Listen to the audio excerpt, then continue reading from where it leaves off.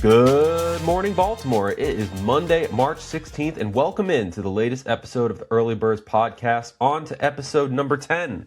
I'm your host, Matt Weyrich, alongside columnist Josh Tolentino. Josh, had you on last episode, talk Ravens, but now we get to jump into some Orioles, talking about your last bit of takeaways from spring training. How you doing, buddy?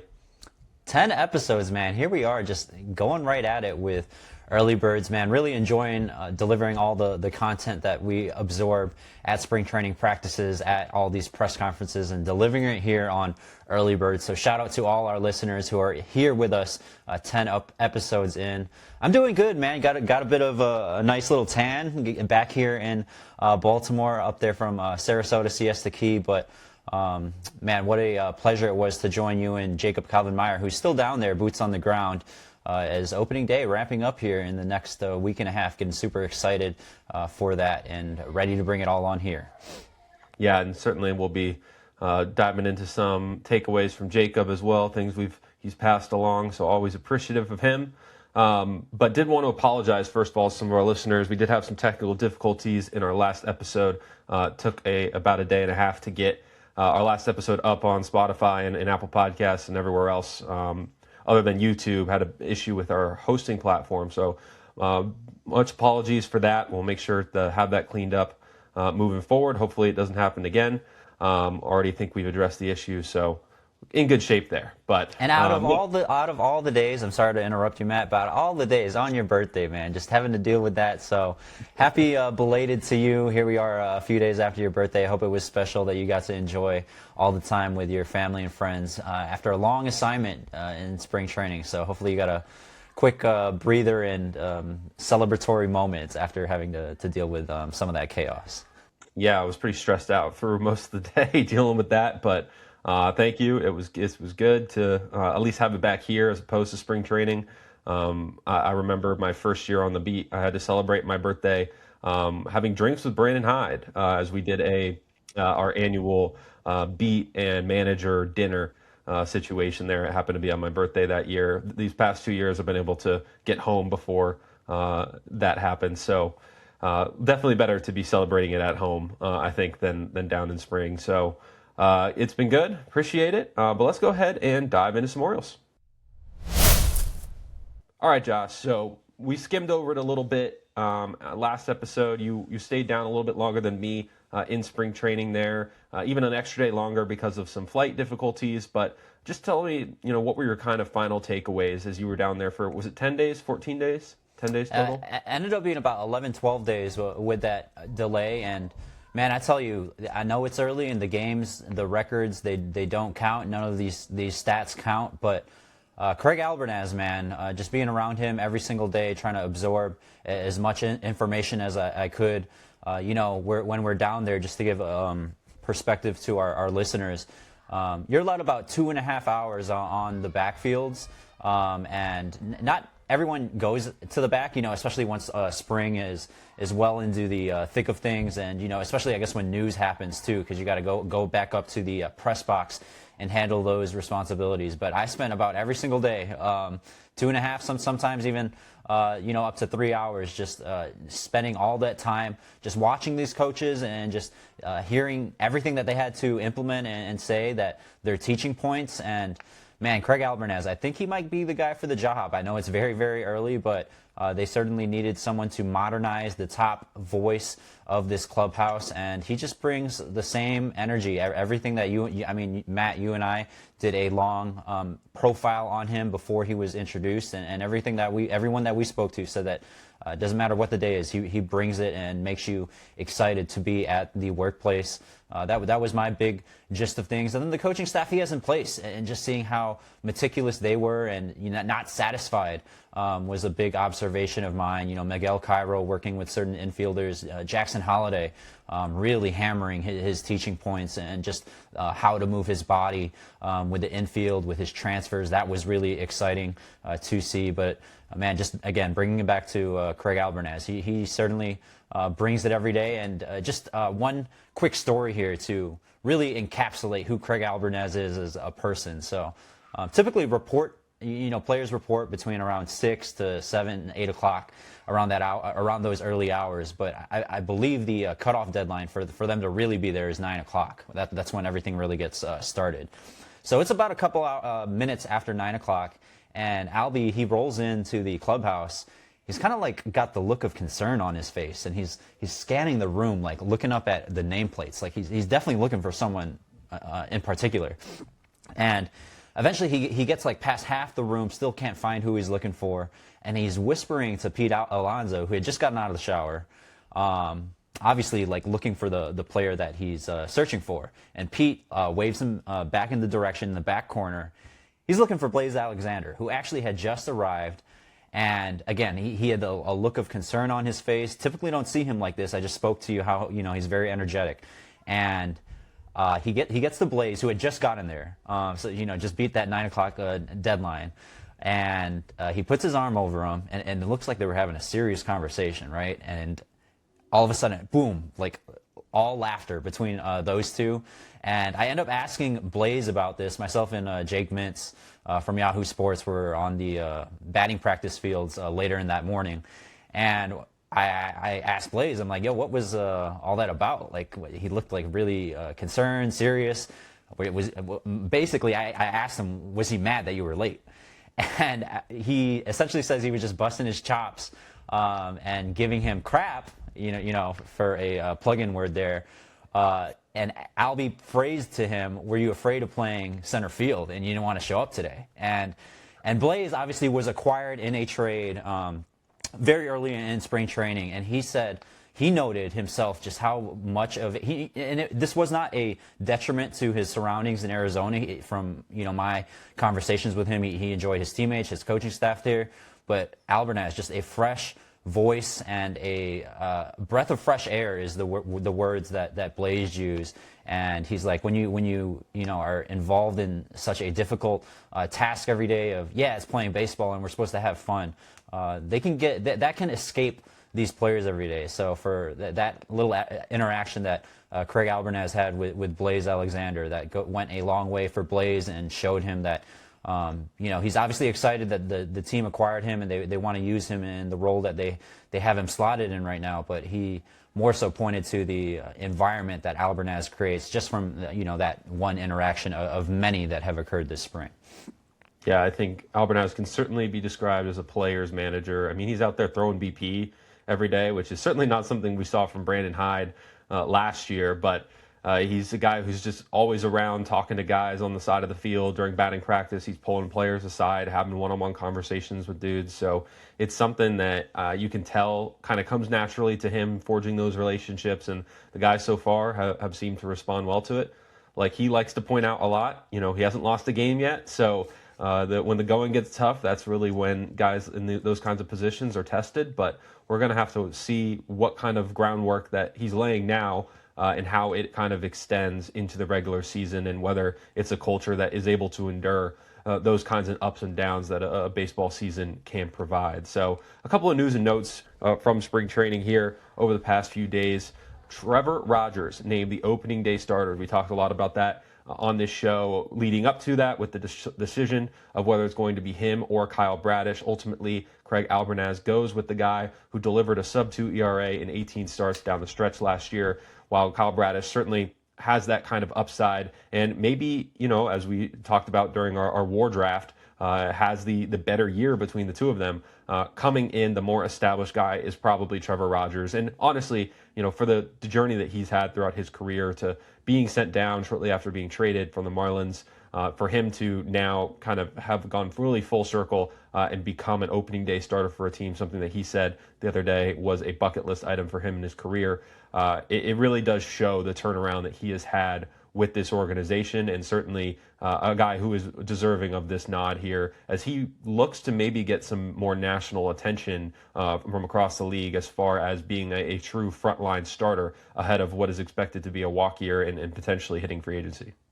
Yeah, it works out for both parties. I mean, Trevor Rogers obviously looking to prove that last year was not a flash in the pan type deal over his dominant 100 plus innings with the big league club, and also you mentioned his walk year, so he's looking to get paid. He clearly mentioned that he was not engaged in discussions with the team as of the beginning of spring training. He even actually had some more recent comments this past week and said that he's basically focused on his business now, and if that time comes, then him and his circle will engage in those conversations. But he's focused on the season, and it starts on opening day. And I believe we had a friendly little competition during at least one episode, Matt, where we had to pick our guy, and I went with Rogers. But I did understand your logic with Kyle Bradish being the longest tenured guy. That slider sure still is working, so not too shabby for a number 2 option behind their opening day starter and Trevor Rogers. Yeah, and Rogers is somebody that really this team is not just going to rely on for frontline pitching, but also for innings in maybe a way that he hasn't ever been relied on in that way before. He's not a guy who has put up gaudy inning totals throughout his career. If he were to go into the 180 to 200 range, it would be the first time ever he's thrown that many innings in a season. So he said that, the other day, he said that this is just as important taking the ball for game 1 as being able to take it every 5 days throughout the entire season. So that is something that clearly with this rotation and guys like Bradish, guys like Tyler Wells, even though he's going to be in the bullpen, not a ton of innings necessarily between a lot of these guys. So they're really going to need guys like Trevor Rogers to step up in that regard and carry them throughout the year as they, weather whatever injuries do hit this rotation. So Trevor Rogers, opening day starter, likely Kyle Bradish will be number 2. We'll see how that rest of the rotation shakes out with the opening series against the Twins, followed by the Rangers' 6-game homestand to open the year. Let's move over to Ryan Mountcastle, hit with a pitch in the hand. X-rays came back negative. You mentioned it a little bit on our last episode, but does seem like he dodged a bullet there. He has been hit in the hand before, had a fracture, so definitely good news that seems like he was able to walk away without any major ramifications there. Are you concerned, Josh, at all about his status? No, not necessarily, Matt. And he's got 10 games under his belt, 10 Grapefruit League games, 8 hits. So he's seeing the ball pretty well right now, is feeling comfortable at the plate. That's not just him. There's a handful of guys that you could put in that conversation. But with the batting average floating just around 300 right now, wouldn't be extremely concerned for that hand injury. Again, the imaging came back negative. It sounds like he's in good spirits. And again, just producing on a productive spring for him and his old first base mate, Kobe Mayo, who's obviously transferred over to the other side of the diamond. But, man, those two have definitely surprised me here early on, especially offensively at the plate. Yeah, moving right along to Kobe Mayo, who is absolutely mashing at the plate. And Warren's mentioned here, hitting 500, 464 OBP, 731 slug. He's got a home run and 3 doubles with 10 RBIs in 10 games. That's 26 at-bats so far. The defense has been something that is certainly going to be important for him to stay on the field long-term with this team. But if he can come out of the gate swinging a hot bat and really force himself up the lineup by the time Jordan Westburg is ready to return, I don't think they're going to be able to send him back down. They're going to have to find a way to keep him in the lineup one way or another. And a lot of those issues do end up sorting themselves out, just like it did with the issue of where Kobe Mayo was going to play in the first place, created by the Jordan Westburg and Jackson Holiday injury. So Mayo looks like he is going to be the everyday third baseman to start the year. At least he has the sizable advantage in the competition with Jeremiah Jackson right now for that spot. Josh, do you feel like there is still a chance Jeremiah Jackson could kind of win out that job, or do you feel like it's Mayo's to lose at this point? Man, I was a big Jeremiah Jackson guy at the end of last fall, just with the presence that he brought specifically in September to this team. Has not gotten off to the hottest spring, and Kobe Mayo certainly seizing his opportunity. And a lot of that coming recently over on the east side of the state of Florida, just very close to where he grew up in Coral Springs and played a lot of his travel ball there in those 2 ballparks in reference to the Astros and also the Cardinals up there in Jupiter. Man, he is just mashing at the plate right now. I do think, Matt, that defense is still a lingering concern. Craig Albernaz doesn't necessarily agree with that sentiment. But I mean, we've seen Kobe Mayo make some amazing throws. I'm talking like, a couple feet into the outfield grass and still being able to show off the arm and the athleticism to get it over to Pete Alonso in time. And some of the routine ones that are just bounced in front of him, he'll, whether it's the transfer from his glove to his throwing arm, or the throw itself and not landing in an ideal spot for Pete Alonso. We have seen just the consistency there. You want to see more of that in terms of his defense and ability with the glove in the field. So, but right now you can't question his bat, because definitely the hottest hitter on the team right now. Don't have to run back those stats that you pulled earlier, but he might have to force it, like what you said, once Jordan Westburg is healthy. Still seems like a bit of a ways for him. He's not begun throwing at all. I mentioned all those times on the backfield. Watch him field a lot of grounders, never once threw a ball. So, I mean, that's for a further discussion. But for now, Kobe Mayo, that is his spot to lose there at third base. Yeah, I mean, honestly, you look at Mayo as a prospect, and the bat never seemed to be the problem. He was crushing AAA to an extent that, even some of the best Orioles prospects to come through AAA before him had it crushed. I think him and Heston Kjerstad have had some of the most success at the AAA level among this core of Orioles players. There's a reason he was moved off of third base in the first place. It didn't seem like that was going to be his long-term home. He is a big dude, especially for a third baseman or for a shortstop, which he technically was originally when he was drafted, and part of the reason why he moved over to first base. But he is still athletic for his size. And like you said, he does make a lot of great plays over at third. He's had an up and down spring in that regard. I really just think it's the consistency. It's whether he can make those throws on a consistent basis close enough where, he's not going to end up being a liability in terms of throwing the ball away, as we have seen from him, both during spring training last season and even somewhat on the backfields as well. It is still, that consistency is something that, from my point of view, is something that he still needs to find. So we will see, as you mentioned, Jordan Westburg, not looking like we are going to be seeing him at least early in April. Probably, I believe May 1st is the earliest that the Orioles have said he is possible to return. So certainly behind Jackson Holliday at this point. Holliday has begun hitting some foam balls, doing some soft toss hitting, so not hitting in the cage yet, but that is going to be the next step. We're expecting a minor league rehab assignment for Holliday, and maybe we see him in mid to late April, which, with the other two guys coming off of the same hamate surgery, Corbin Carroll and Francisco Lindor. I just saw Sunday morning that Francisco Lindor was in the lineup for the Mets, and we are seeing Corbin Carroll on track to be ready by opening day as well. So Holliday a little bit further behind those two guys, but you could make the case that both Carroll and Lindor are maybe being pushed along a little bit faster because of how important they are to their teams, whereas Jackson Holliday, as much as they have high hopes for him this year, he's not a Gunnar Henderson or Pete Alonso, as Jacob wrote in his story about it. Not necessarily somebody that they need to get back on the field ASAP. It's more important to have him fully healthy by the time he returns. And maybe that can alleviate some of the concern over whether this surgery can sap his power or not. If they give it a little bit extra time, he doesn't have to kind of heal on the go.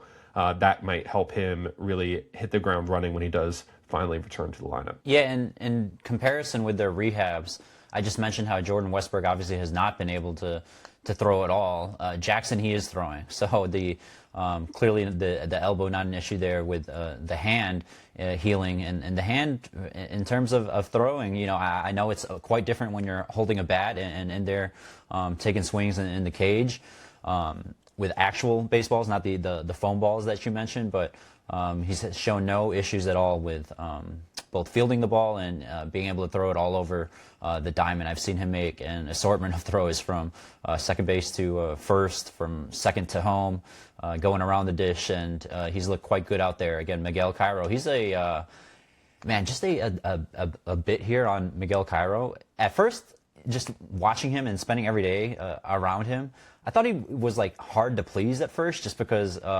it would take so many reps for whatever infielder he's working with for him to finally move on to the next step in whatever drill or training there was. But it just speaks to his level of perfection and what he wants from this group, the level of belief that he has in a guy like Jackson Holliday, because, man, I would literally watch him and see him try Jackson, that is, man, probably over a dozen times on the same exact move until Miguel Cairo was satisfied. So we'll see how that translates to the field, and obviously Jackson's a little bit behind in terms of being ready for opening day. I expected to be there later, but I'm really liking what I've seen from infielder Miguel Cairo. You guys have done some great work also profiling that you can check out at baltimoresun.com.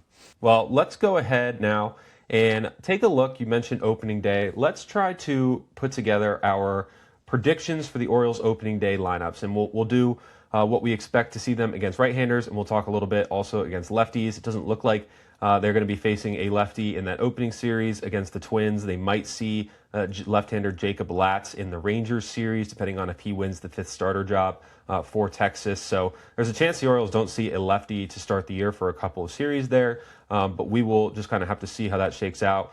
But I do want to run through what, and Josh and I each put together our own mock lineups here for what we expect to see on opening day, and we'll, for our YouTube viewers, show these up on the video stream. But I'm going to run through mine here, Josh, first, then you'll do yours, and we can kind of talk about the differences here.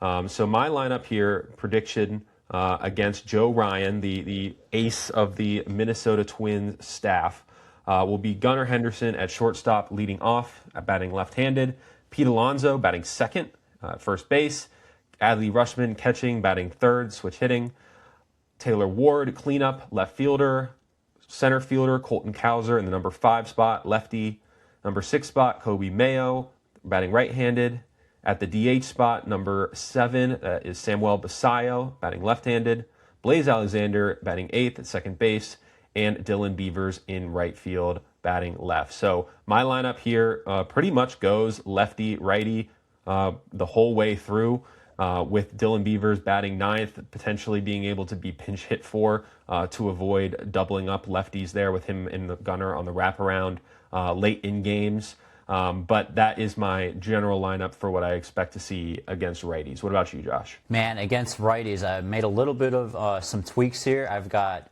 Gunnar Henderson leading off, so I'm right there on the same page with you. And then we go to Taylor Ward, followed by Pete Alonso, Adley in the cleanup spot, Basayo at DH, hitting lefty. Behind him is our hot candidate we just talked about, Kobe Mayo, at the hot corner. Colton Cowser, Dylan Beavers stacked near the bottom in the 7 and 8 spots, and then Blaze Alexander to close it out before hopefully getting Gunnar Henderson plenty of at-bats at the top of the order. Yeah, I think for me, putting a guy at leadoff, and I think that Craig Albernaz subscribes to this too, this isn't the age of getting a table setter speed guy on base who can, get over to second or third and score on a single. Like, this is get your best guy at the top of the lineup to get him as many at-bats over the course of the season as you can.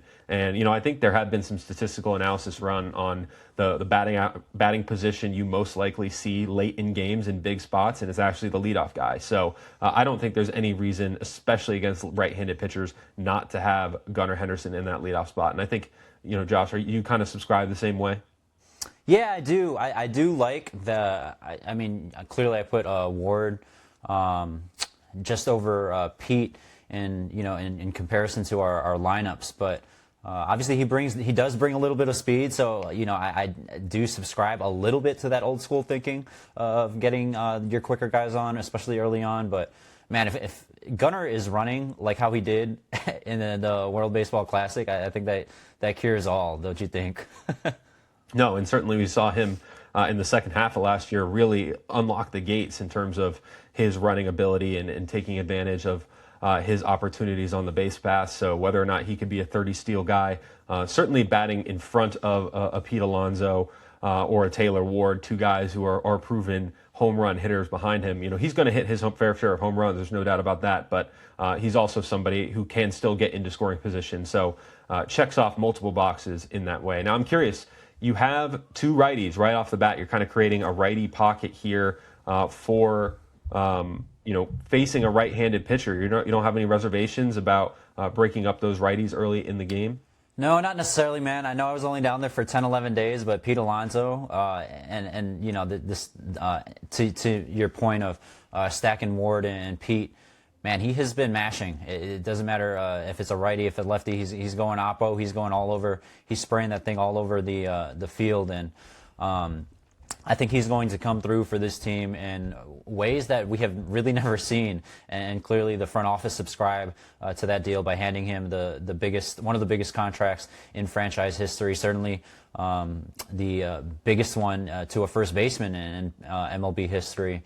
Pete Alonso, he's going to bring it, and I'm not necessarily afraid of where he'll slot in. And I'm curious. You shot me with a question. I'm coming right back at you.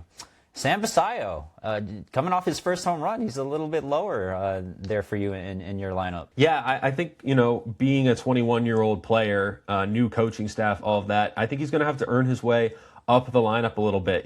Most of the guys ahead of him are fairly established players at the major league level. I think Colton Cowser probably still having to earn that a little bit. And I do think that we could see Cowser in the number 9 spot. I think he'd be a good fit there. But I decided I wanted Beavers there just to leave open the possibility of pinch hitting. I mean, maybe you're going to be pinch hitting for Cowser. I think a lot of people have kind of assumed that we're going to be seeing a Dylan Beavers, Tyler O'Neill platoon in right field, but I do think that it's possible we see Tyler O'Neill maybe starting platoon with Colton Cowser in center if his struggles against lefties don't improve. So I do have him penciled in for both my righties and lefty lineups right now, but I would not be surprised if, as we get into the year, if Beavers is able to hit lefties a little bit better than Cowser, as he did in the AAA level.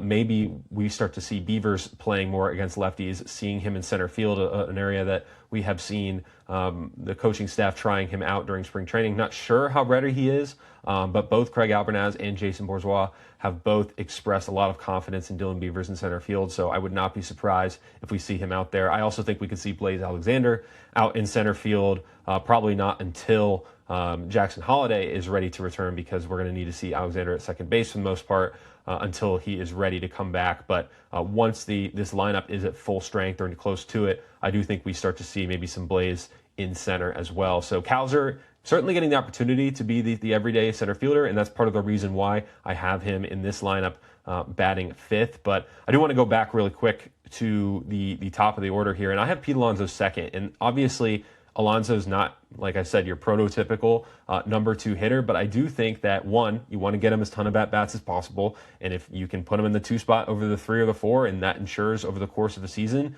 that you get another 30, 40, 50 at-bats over the course of the year, I mean, that's, a couple more home runs that can go a long way for your lineup.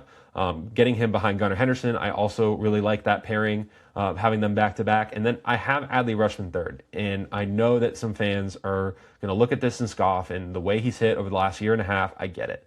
But the Orioles are going to expect to see him back at who Adley Rutschman is until proven otherwise. And I think this is a huge year where we find that out for sure. So at least going in, Adley Rutschman at his best is one of the best on-base guys in this lineup. And, you have Taylor Ward there in that number 2 spot, but against right-handed pitchers last year, a .311 on-base percentage for Taylor Ward. That right there gives me just a little bit of pause about putting him in front of Pete Alonso as a guy who you want to have people on base when Pete Alonso is up. There's no doubt about it. He's going to be your best power threat. And I just wonder, against righties in particular, if Ward is going to be that guy. Against lefties, we can go a little spoiler alert here, but both of us have him leading off against lefties. I think that's a great fit. 345 OBP last year against left-handers, and he has hit a lot lead off throughout his career. So I like that a lot, but I do wonder about Ward's on-base ability. I have him at the cleanup spot here, and I think that he is maybe better suited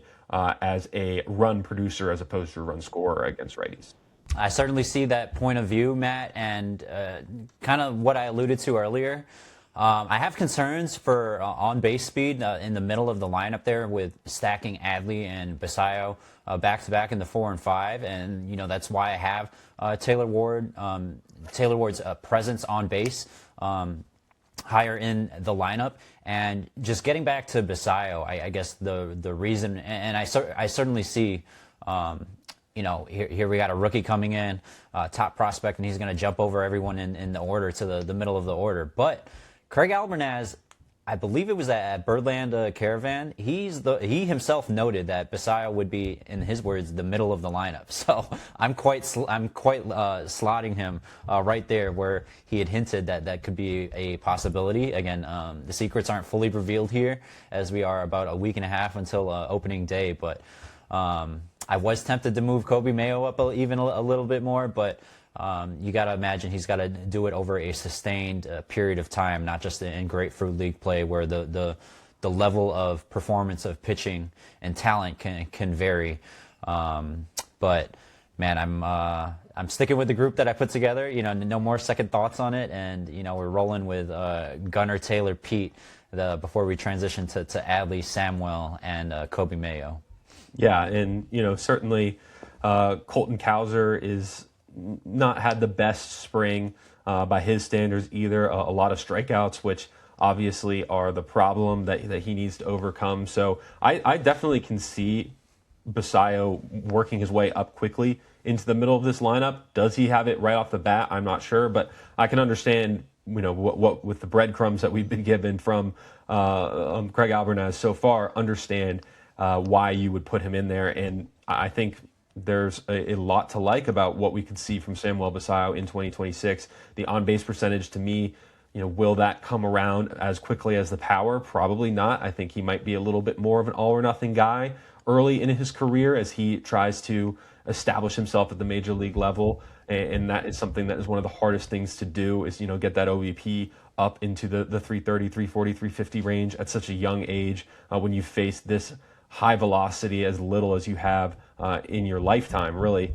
So this is going to be an adjustment for Samuel Basayo, but the sky is the limit for him. And, like we've talked about, some of the predictions for him, the projections have him at 25 home runs for this year, which would be certainly a boon for this lineup in a lot of ways. But to get that from him in the DH/catcher role, I think would really elevate this lineup to truly returning to one of the best lineups in Major League Baseball as we saw in 2023 and 2024. Let me look at the bottom here of your group now. You have Kobe Mayo there in the, 6th spot, Kobe Mayo, which is the exact same spot that I have him. And then you close out with Colton Cowser, Dylan Beavers, and Blaze Alexander. What do you like about Blaze in the 9th spot, and why do you lump those two lefties together in Cowser and Beavers?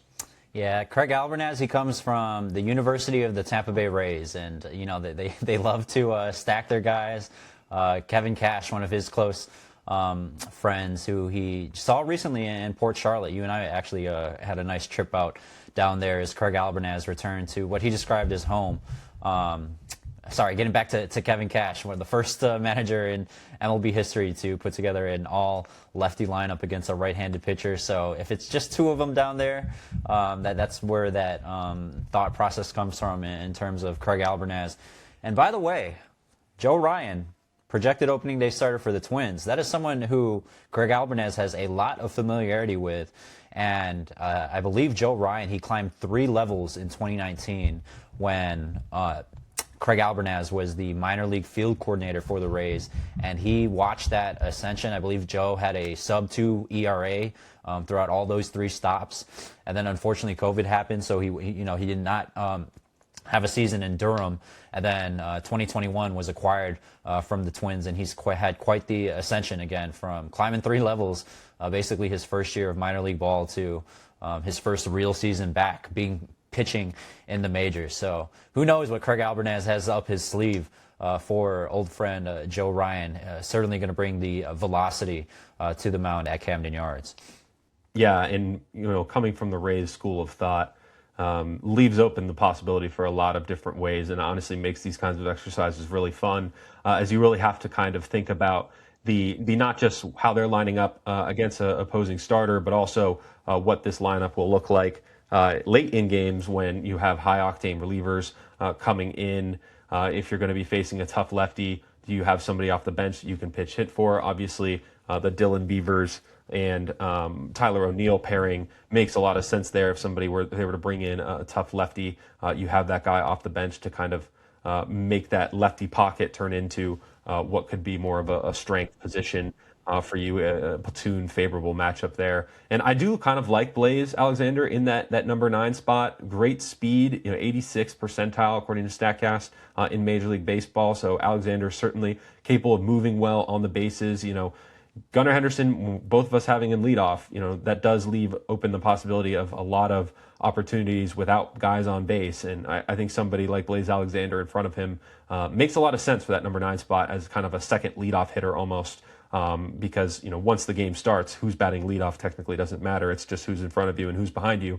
And having Alexander in front of Gunnar, I think honestly is a great idea and something that I have Beavers in at that number 9 spot now. And not that Beavers moves slow at all. He can certainly move well as well. But facing a right-handed pitcher, I did want to break up the lefties there a little bit just to put if I'm in Craig Albanez's shoes, to put myself in a better position for late in games where I'm not forced into having to make a switch or use a pinch hitter if I don't want to. I feel like Blaze Alexander could also be sneaky in terms of base on balls, in terms of his eye at the plate. I believe he's got about 6 or 7 this spring, which would be trending towards the upper part of the clubhouse in that regard. But man, there was a sequence in a Grapefruit League game where he certainly isn't afraid to challenge pitches and take advantage of the system where he basically challenged 2 calls in a row. Got the first one right, did not get the second one right, and was rung up. But I feel like he could be a sneaky contender in terms of his patience at the plate. Because again, his offense has never been the profile in terms of his ascension with the Diamondbacks organization. It's more so about his natural ability as a shortstop and to play all over, which is why he's here in Baltimore. But check an eye out for Blaze Alexander in terms of being patient at the plate. Yeah, if you look at the plate discipline for Blaze Alexander so far in his young MLB career, 48.7% swing percentage. He is taking more pitches than he's swinging at so far. So certainly an encouraging trend for a guy who is still very much establishing himself at the major league level. We talk about that with Samuel Basallo of just how much of a free swinger he is going to be. That's what he was at the AAA level. Blaze Alexander, not so much, a little bit more patient at the plate. So for him to be in that number 9 spot, I think makes a lot of sense. If the guys in front of him line up in an opportune way. So let's look now at our lineups against left-handed pitchers real quick. Obviously, like I said, we don't know exactly when the Orioles are going to face a lefty to begin the year. Maybe it happens in that Rangers series. Perhaps it is later on when they hit the road for their first road trip, but we will have to see. So we won't know for sure when either of us is going to be proven right. But Josh, why don't you start here? Run me through your lineup against lefties. Yep, we teased it earlier, but we're going with Taylor Ward at the top, followed by Gunnar Henderson, lefty on lefty. And then I've got Pete Alonso. I have him slotted as a DH/first baseman. I know he's played every single game over the past 2 seasons at first base. And, as he enters this new chapter of his career, how exactly will the Orioles distribute his playing time? He's certainly going to be an everyday lineup presence. It just really depends whether or not he's over there at first base. And then moving along, we've got Tyler O'Neill hitting cleanup. Man, he's had an impressive spring. I'm disappointed I didn't get to see him much because he was, slugging things out for Team Canada as they made a run in the WBC, followed by the switch, Adley Rutschman. And then we're going at the bottom with Kobe Mayo, Ryan Mountcastle. That's where you kind of get that first base / DH, depending on how the Orioles, again, go about deploying Pete Alonso on an everyday basis. And then closing it out with Colton Cowser. Until his bat really takes him out of the lineup. He is the projected everyday center fielder. Maybe a Leody Taveras or even a prospect leaps him later in the year. And then closing it out again with Blaze Alexander. We mentioned the tantalizing possibilities there with his speed at the bottom of the lineup.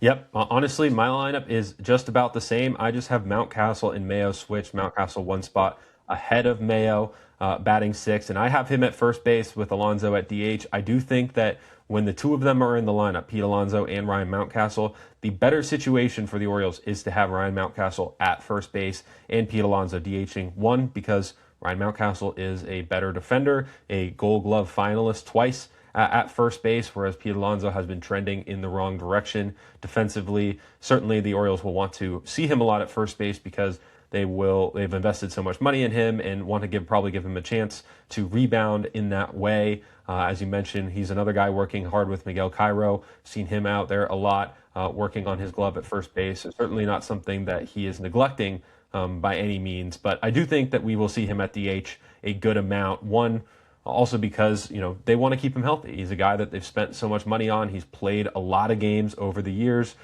He's certainly going to try and do that every single day with the Orioles now, but if you can get him in at DH, just get him off his legs a little bit more, that puts him in a position to stay healthy all year, but also mitigates the injury risk for a guy that you have so much capital invested in over the next 5 years, and eliminating some of that risk of him getting any kind of major injury that would sideline him, whether it's this season or beyond. Yeah, no, I like how you bring up the financial aspect of all of this. Ryan Mountcastle, nearly making $7 million this season, has an option as well for around that same price for 2027. So, and then it's funny how we mentioned how the money with Mountcastle puts him in a situation where you need to be at first base, and then the money attached to Pete Alonso takes you away from wanting to preserve his health and really just keep his offensive power, keeping him off his legs, as you mentioned, but. Man, no, I'm liking the lineups that we put together. I feel like my right-handed one, I took more, or against right-handed pitching, I took some more leaps there in terms of possibilities. But I'm excited to see what Albernaz rolls out against Joe Ryan, and then whenever they end up facing their first lefty. It seems like we have just two left-handed hitters in Gunnar and Colton Cowser.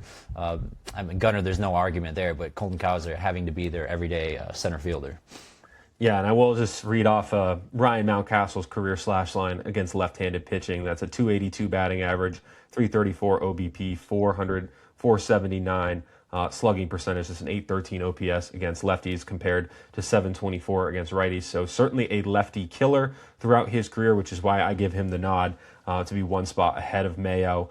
But, also with just him and his question marks of how often he's going to be playing. If Mayo is playing every day, he might be a little bit more locked in. And if he's, is able to carry over what he's been doing here in spring, could see that being something where they want to keep the guy who's hot higher up in the lineup. So I certainly can understand why you have Mayo one spot up. And yeah, I think the biggest question here is whether or not Colton Cowser does end up playing every day against lefties, how often he ends up playing against lefties. If Leody Taveras makes this team, as it currently looks like he is going to as the backup center fielder, he's a switch hitter. That's when you get him in there as against lefties, especially early in the year. It doesn't seem like they're going to be facing many lefties, so it will kind of work as a natural off day for Cowser.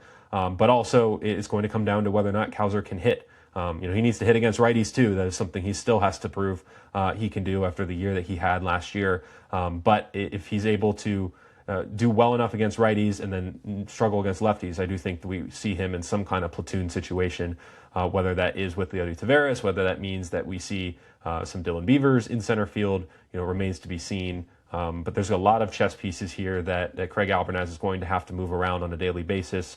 So there is probably, while we have these projected lineups, for when we expect on a regular basis to see, we might not actually see some of these lineups, every day just because of getting guys days off and, your catchers, are they really going to play every day, all of that. So, we'll have to kind of wait and see how that shakes out.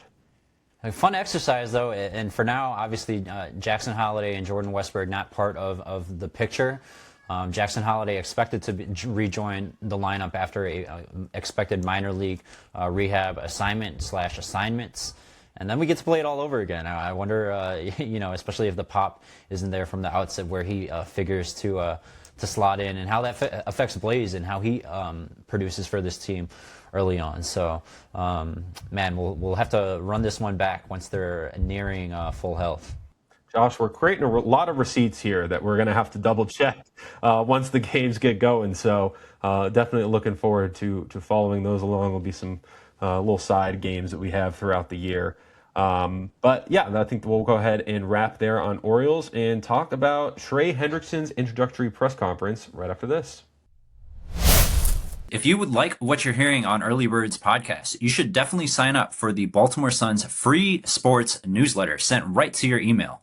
We are in the locker room, the clubhouse, at practice, and at every single game, talking to our sources and observing all of this information that we put into Baltimore Sun's weekly Orioles Insider and Ravens Insider newsletters. Sign up for free at baltimoresun.com/newsletters. So we have talked a lot about the Ravens' start to free agency here with a whirlwind couple of days from when we thought Max Crosby was coming over to Vegas to them pivoting to Trey Hendrickson, to Eric DeCosta talking about the whole thing. And now we have had Trey Hendrickson had a chance to give his opening remarks as a Raven. Josh, you were at the press conference. What were your takeaways? Matt, he really impressed me, just considering the craziness of all the circumstances and with the Ravens nixing the Max Crosby deal, with everyone leading everyone to wonder what exactly went on, how Trey Hendrickson handled himself in his introductory press conference. This is his first time to introduce himself. I know Ravens fans are plenty familiar with him chasing around Lamar Jackson over the past couple of years, but for him to first introduce himself as a member of the Ravens, I don't think it could have gone, honestly, any better. And my biggest takeaway, and I wrote about this in my column for the Baltimore Sun, was Jesse Minter, as he pointed out. So Jesse Minter, as he introduces Trey Hendrickson, he says, since 2021, Trey Hendrickson is second in the league in fourth quarter sacks. Matt, I actually crunched the numbers further. That ranking goes back to even a year prior. So since 2020, Trey Hendrickson is second in the NFL in fourth quarter sacks. He has 28 and a half.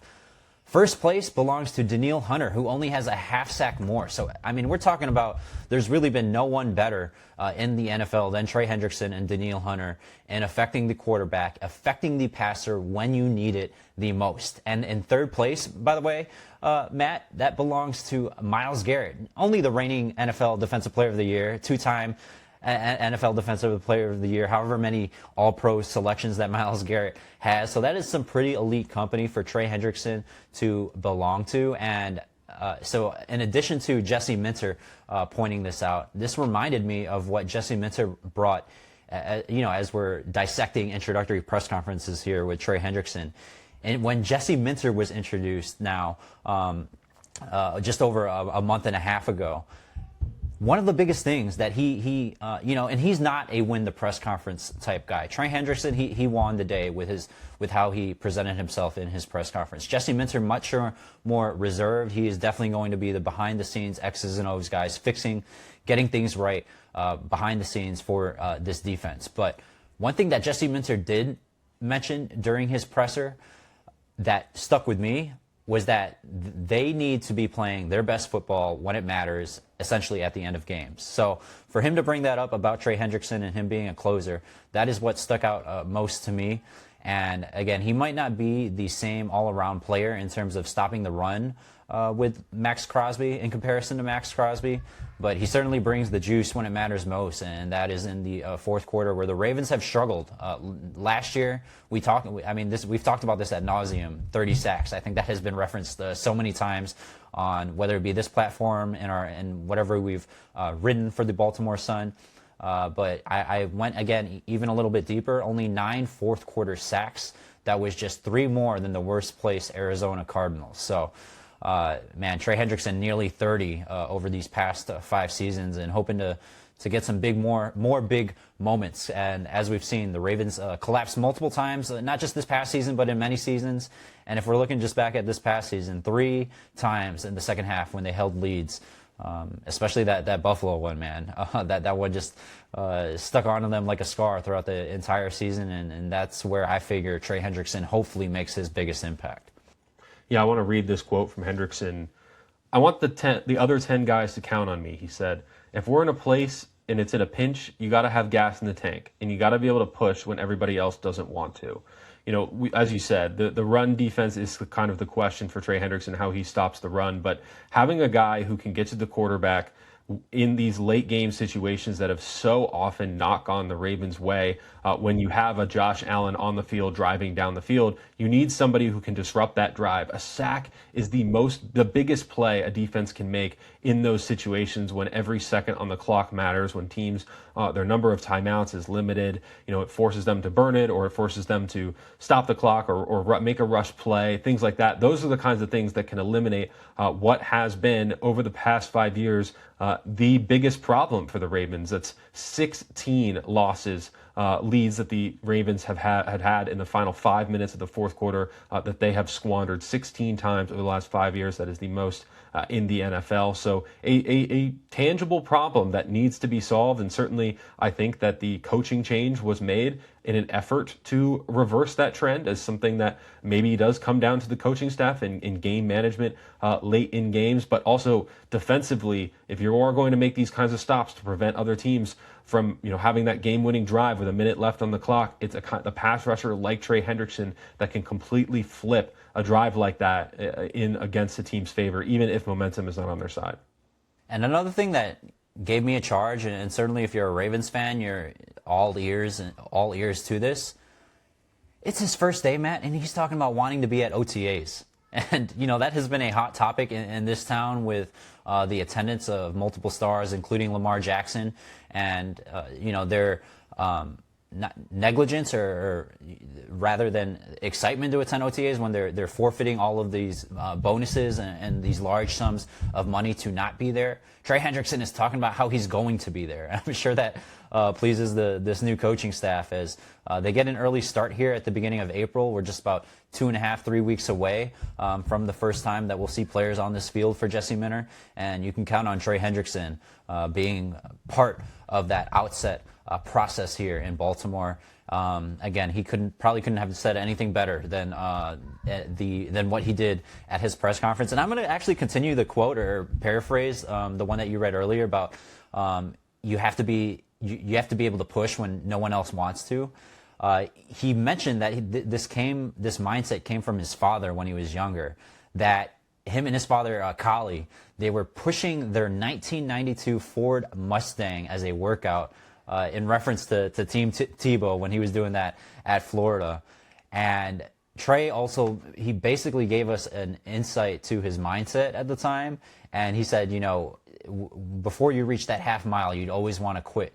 And essentially they finished every single mile. So might have to track down that 1992 Ford Mustang for a feature story, or maybe it's got some prints or injection marks from those paws at the back of the car. But man, what a workout! I feel like I would always I forgot what the name of the show is, Matt. I'm going way back now into my childhood days.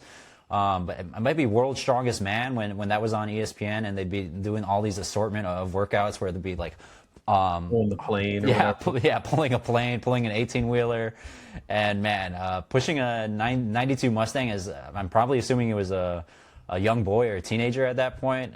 For him to have that mindset stuck with him as he enters his 30s here in the NFL.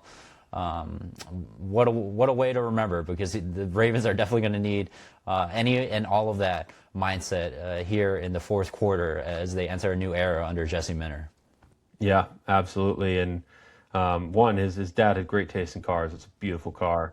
Love the choice there. But I also thought it was interesting of how he kind of categorized this as a win now opportunity with the Ravens. Something that he obviously wants to check off on his career checklist is winning a Super Bowl, and he sees the Ravens as a chance to do that. But he's also viewing it as a chance to get in on the ground floor with this new coaching staff. So as this kind of new era takes shape and they're turning in a new direction for the franchise, he's kind of excited at the prospect of being here when things are just getting started under Jesse Minter, but also seeing this roster as one that he can conceivably see winning a Super Bowl. And he referenced how he played on teams with Drew Brees in New Orleans and also Joe Burrow in Cincinnati. So he has certainly been spoiled by the quarterback play that he has had on the other side of the ball, and that should continue in Baltimore with Lamar Jackson in the middle of his prime here. But I do think it's interesting how he just kind of sees this as a chance to get in early in a new era of Ravens football, and one that he expects to be successful quickly. Yeah, and we discussed this on our breaking podcast a little bit ago, but I'm going to reference it again. And it's a little apples and oranges, especially I guess when I bring up the Orioles here with Shane Baz and how he's pitching in a familiar division. But same thing with Trey Hendrickson, man. He's going after the same quarterbacks. I know there's been a lot of turnover there in Cleveland, so maybe not the case there. But when it comes to personnel and how guys game plan for you, he brings a lot of familiarity in that regard. So for him to say that he's in a win now mode, and he does have experience playing late in important football with the Bengals losing to the Rams in the Super Bowl a few years ago.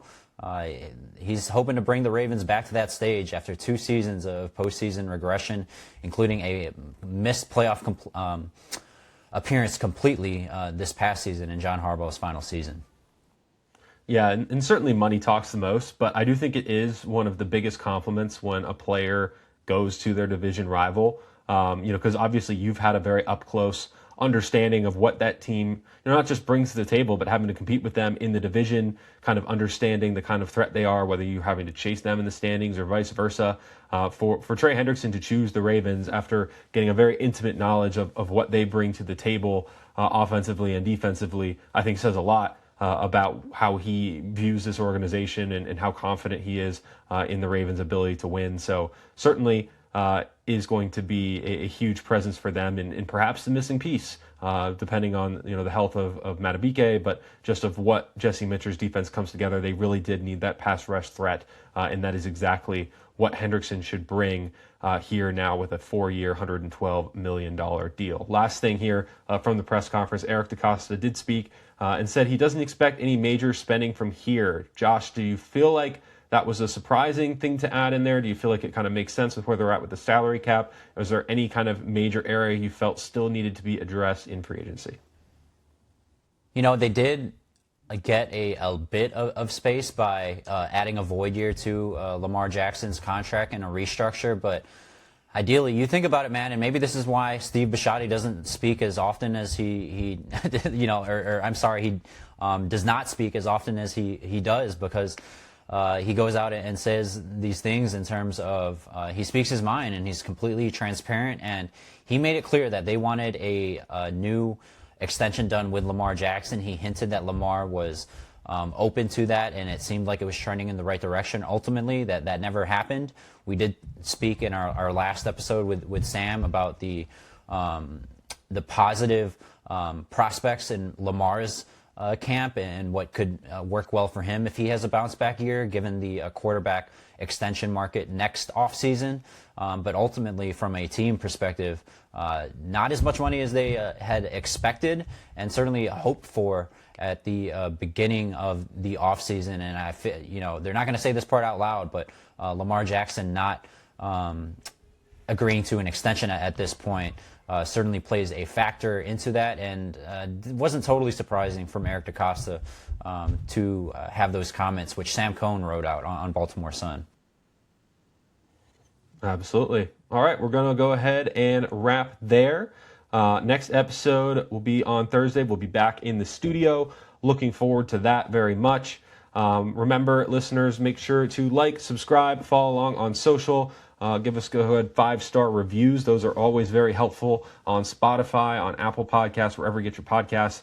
And don't forget to follow us on Twitter, Facebook, Instagram, and TikTok. Josh, any final words for the good people?